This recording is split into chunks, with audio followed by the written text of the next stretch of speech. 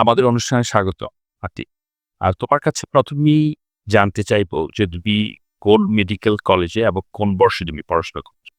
আসসালামু আলাইকুম। আমি মোহাম্মদ আতিকুর রহমান। আমি গণস্বাস্থ্য সমাজভিত্তিক মেডিকেল কলেজে ৫ম বর্ষে লাস্ট ইয়ারে পড়াশোনা করতেছি। তুমি আমাদের কোন স্কুলে পড়াশোনা করেছিলে? চরওয়ার কলির বেসরকারি প্রাথমিক বিদ্যালয়ে পড়াশোনা করেছি। আচ্ছা। আর তোমার কি স্কুলের কথা কিছু মনে আছে? যেমন তোমাদের সময় আমাদের স্কুলের পড়াশোনা কেমন ছিল? বিশেষ করে তোমার ওই স্কুলে এবং সরকারি স্কুল সম্পর্কে তুমি কতটা জানো আমি জানি না। তবে তোমার কি মনে হয় যে ওই স্কুলের পড়াশোনা সরকারি প্রাথমিক বিদ্যালয় থেকে ভালো ছিল?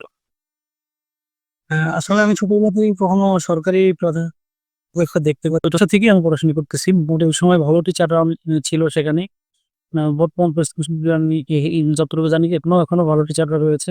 আমাদের সময় ছিল বেল্লাল স্যার ছিল, আমিন স্যার ছিল, নুরুল স্যার ছিল। খুবই ভালো পড়াতেন এনারা। আ এবং মোটামুটি ওখানে পড়াশোনা করার পরে আমি মোটামুটি ক্লাস 3-4 থেকে ইংলিশে প্যারাগ্রাফ লিখতে পারতাম এবং নিজের মতো করে সৃজনশীলভাবে নিজে লিখতে পারতাম।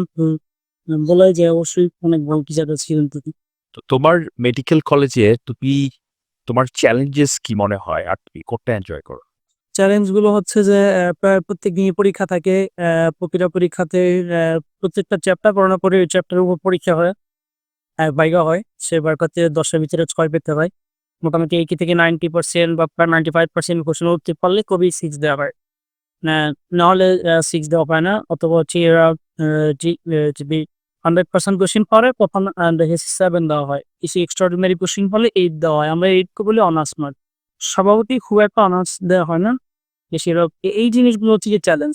প্রত্যেকটা পরীক্ষায় ওরকম 60% মার্ক পেতে হয় এবং একটা পরীক্ষায় পাস করার আগ পর্যন্ত সে ২য় কোনো পরীক্ষায় বসতে পারে না। নাহলে তার সামনে খুব চ্যালেঞ্জ। এবং এই চ্যালেঞ্জগুলোর শেষে যে প্রশান্তি ওটাকে আমি মূলত এনজয় করি। তোমার প্রিয় সাবজেক্ট কোনটা? আ যদি বলি পুরো মেডিকেল লাইফে তাহলে অ্যানাটমি একটা প্রিয় সাবজেক্ট। কিন্তু বর্তমানে 5th ইয়ারের কথা চিন্তা করলে অবশ্যই সার্জারি আমার সবচেয়ে প্রিয় সাবজেক্ট। তোমার ভবিষ্যৎ পরিকল্পনা কি?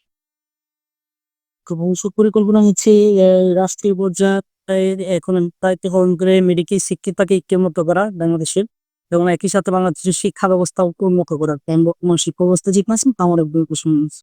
আমাদের কোয়েডের শিক্ষার্থীদের উদ্দেশ্যে তোমার কিছু বলার আছে? হ্যাঁ, অবশ্যই বলা আছে।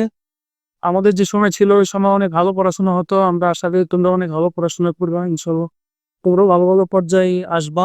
কারণ হচ্ছে স্বপ্ন দেখতে হয়। ভালো জায়গায় আসতে হলে কি যে স্টেজটা হচ্ছে স্বপ্ন দেখতে হবে, ইচ্ছে থাকতে হবে। পড়াশোনার সাথে লেগে থাকলে একসময় তুমি কেমন মানের student this is not matter. Matter হচ্ছে তুমি কতটা চেষ্টা করতেছি, তুমি পড়াশোনার সাথে কতটা লেগে থাকতেছি। এটাই হচ্ছে গিয়ে আসল ম্যাটার। ইনশাআল্লাহ তোমরাও পড়াও, তোমরাও শাইন করো। তোমাকে অসংখ্য ধন্যবাদ। আমি আশা করছি তুমি ভবিষ্যতে একজন বড় ডাক্তার হবে এবং শুধু বড় ডাক্তারই হবে না। তুমি তোমার কমিউনিটির জন্যে তুমি কিছু একটা করবে এবং you will do that to your খুব ভালো থেকো। তোমার সাথে আবারও কথা হবে। আমাকে অসংখ্য